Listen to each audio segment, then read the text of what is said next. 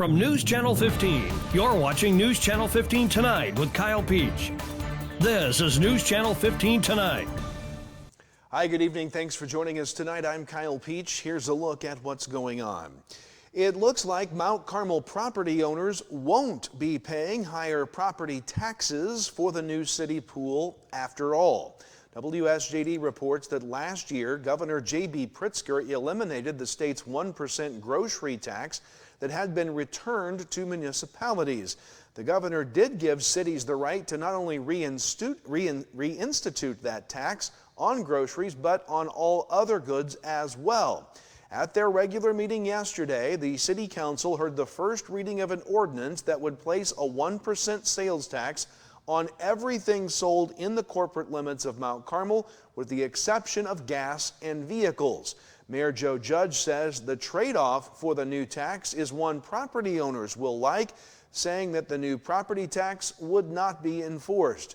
The additional 1% sales tax would bring Mount Carmel's sales tax rate to 8.25%, which Judge says is still lower than many in southern Illinois, including Olney and Harrisburg, where their rate is at 8.75%.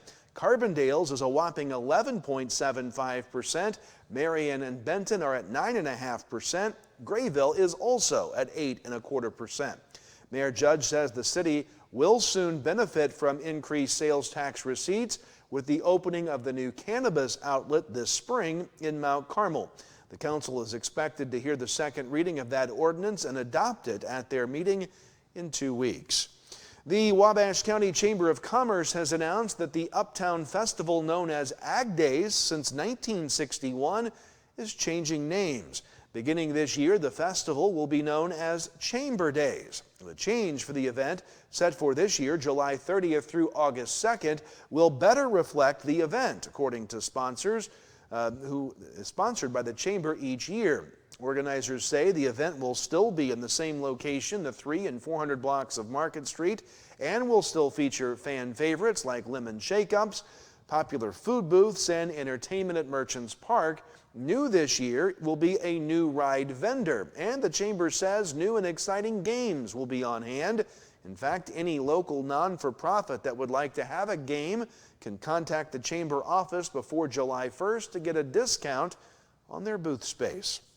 The Wabash County Board made several appointments to boards on Monday night. WSJD reports that Robert Wines was appointed to the 708 Mental Health Board, Thomas Jefferson to the Allendale Fire Protection District, Jason Tennis to the Belmont FD, Larry Washburn to the Browns FD District, Michael Steckler to the Greater Wabash Fire Protection District. Meanwhile, Devin Stoll and Roger Carneal were named to the Rural Wabash County Water District, and Tamara Gould and David James to the Emergency Telephone Systems 911 Board. Jury selection and testimony began yesterday in the trial of a Fairfield man accused of sexually assaulting a child under the age of 13. WFIW says 28-year-old Jordan M. Jones faces 5 felony charges of predatory criminal sexual assault of a minor. A Wayne County grand jury indicted Jones in August of last year, and he's remained in the Wayne County Jail since his arrest last August. Judge Denton Aud of White County has repeatedly denied Jones' request for pretrial release, citing the potential threat to individuals or the community. If convicted, Jones faces a sentence range from 6 to 60 years for each of the 5 charges. In Clay County, 49-year-old Nathan D. Williams of Mason has been sentenced to 7 years in prison on charges of burglary stemming from a February 18th incident in which Williams is accused of entering Gatsby's 45 in Clay County with the intent of committing a felony or theft. Williams pled guilty to the charge and was issued the sentence. He'll also serve a year of parole. Also out of Clay County, 36-year-old Dakota L. Cosner of Flora was given 2 years behind bars after violating probation on a criminal damage to property charge from last year by contacting a victim multiple times. He'll also serve 6 months parole. And out of Lawrence County, on Friday, 45-year-old Elgin Jones Jr. was given 4.5 years in prison on a meth possession charge. WAKO says he's previously been placed on 18 months probation. He'll also serve 6 months of parole. Carmel police report 4 recent arrests. WRUL says 41-year-old Gregory Lee Birchfield was arrested at the White County Probation Office Wednesday for defrauding a drug screening after officials found a device with urine on his person. 40-year-old William Kyle Garrison of Norris City was arrested Friday for DUI of alcohol, delivery of alcohol to a minor, and possession of cannabis in a vehicle by a driver. A juvenile with Garrison was arrested for illegal consumption and released on a notice to appear. Another male was taken to the hospital for injuries from a fight that happened prior to the attempt of a motorist assist. Future charges are expected there. An Albion man was arrested on drug charges after being stopped by Carmel police Saturday. 54-year-old Terry R. Lee was charged with meth possession, unlawful use of property, possession of a controlled substance, that being fentanyl and hydrocodone, and possession of drug paraphernalia. He was also cited for improper lane usage. And 35-year-old Amanda D. Pettyjohn of Omaha was arrested and cited for no valid license, operating an uninsured vehicle, operating a vehicle with suspended registration due to insurance, and that was following a Carmel police stop Sunday night. And finally, Lawrenceville police arrested 33-year-old Deontay Moden of Lawrenceville Sunday night for domestic battery. He was taken to the county jail. The Lawrenceville Downtown Revitalization Committee has released the date for the 2025 Downtown Music Fest. WAKO reports that'll be on Saturday, May 24th from 5 to 10 p.m. in the 600 block of 12th Street. Former Lawrence County native and Nashville performer Adam Warner will be in concert, along with Richard Goodall, the singing janitor from Terre Haute, who won season 19 of America's Got Talent. He'll be along with his band, Sugar Street. Food and alcoholic and non-alcoholic beverages will be available with various options inside the event. Advance tickets are on sale at Pargin Retirement and Cochran Insurance in downtown Lawrenceville. More to come, and a look at your forecast is next. Some severe weather could be headed our way tomorrow. We've also got sports, including the first high school baseball and softball games of the year. We'll be back. At Wabash General Hospital Senior Enrichment Center, we believe that sometimes a helping hand is all it takes for seniors to get their lives back on track. Our dedicated team of healthcare professionals are here to offer guidance and support, helping navigate the unique health and lifestyle concerns faced by seniors. Whether dealing with feelings of anxiety, loneliness, or unresolved grief, struggling with changes in mood or concentration, or coping with health-related challenges, we're here for you. Call Wabash General Hospital Senior Enrichment Center at 618-263-9116. Life doesn't slow down for busy families. From early practices to late night games, every moment matters. That's why First National Bank offers online tools to fit into your schedule no matter how hectic it gets. From mobile banking to quick check deposits, First National Bank makes it easy to keep up with life and stay on top of your finances. No matter the schedule, First National Bank keeps you in the game. Equal housing lender, member FDIC. Welcome back. Time to talk weather. Another warm day today across the area. Temperatures into the 70s, but some showers and thunderstorms, maybe a severe weather threat on tap for tomorrow. Nothing here on the local scan of radar tonight. All is quiet. As we take a look at numbers on the day today, we topped out at a very mild 72 degrees this afternoon, following a morning low of 49. That low of 49 was our high yesterday. That's the difference. Welcome to spring in southern Illinois. Here's a look at our forecast map here for tonight, showing you that we will remain dry here this evening in the overnight hours. Actually, this is earlier in the day, and now we're into the forecast period. We will start to see clouds moving in ahead of this next system, so a few more clouds through your Wednesday expected, but here comes that broken line of shower and thunderstorm activity. 5, 6 o'clock in the evening, the prime time for that to move in.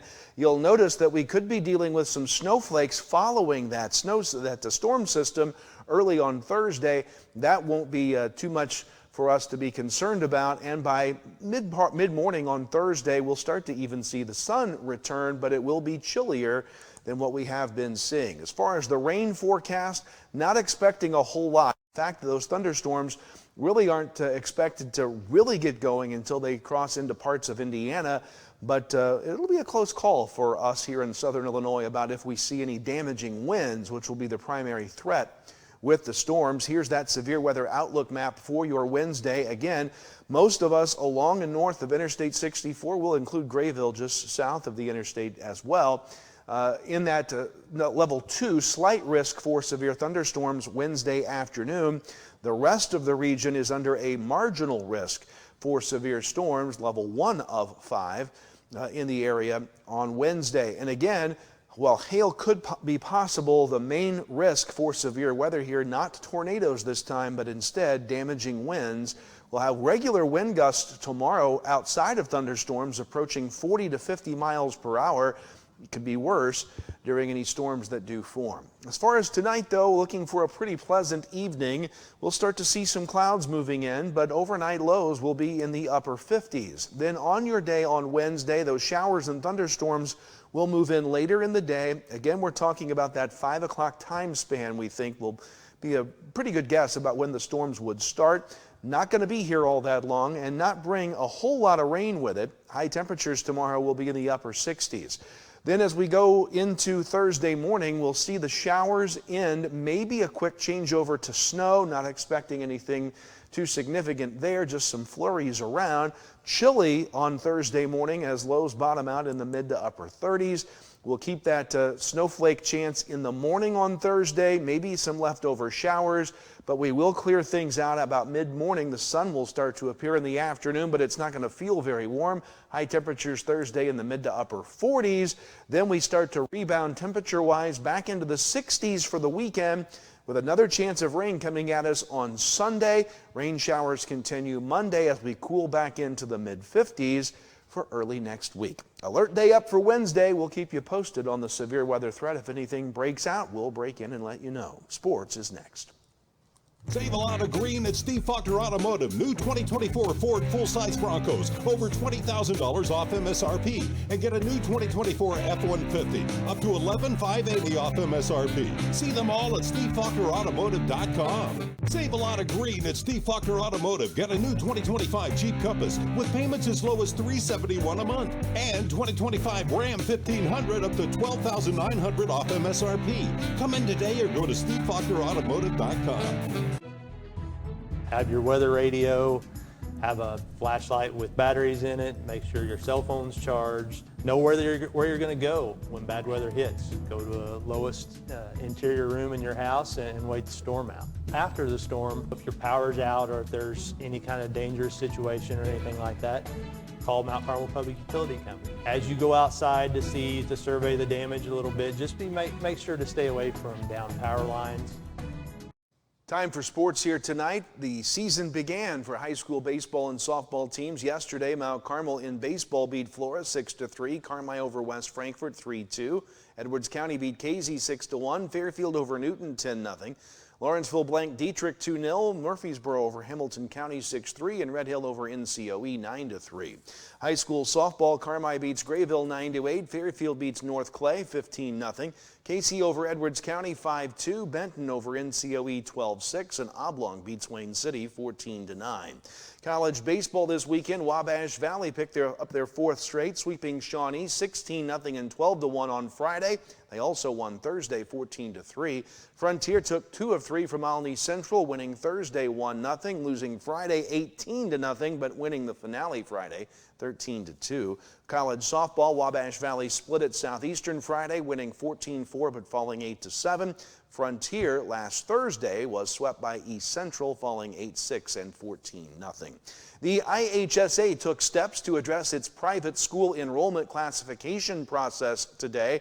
This past fall, private schools won 7 of the 8 state championship games in football, and in the 6 private versus public state finals, private schools outscored their public counterparts 283-76. In boys basketball, 3 of the 4 state champions and 9 of the 16 state finalists were private schools. In December, the IHSA switched looking at a private school's multiplier, or increased their classification from a 2-year to 1-year cycle.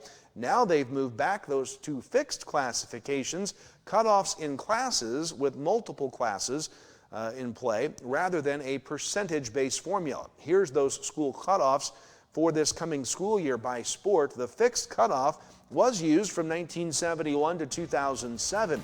Meanwhile, the way private schools could apply for a waiver has changed. The automatic waiver goes away, a tougher set of guidelines being implemented. That does it for us tonight. See you tomorrow.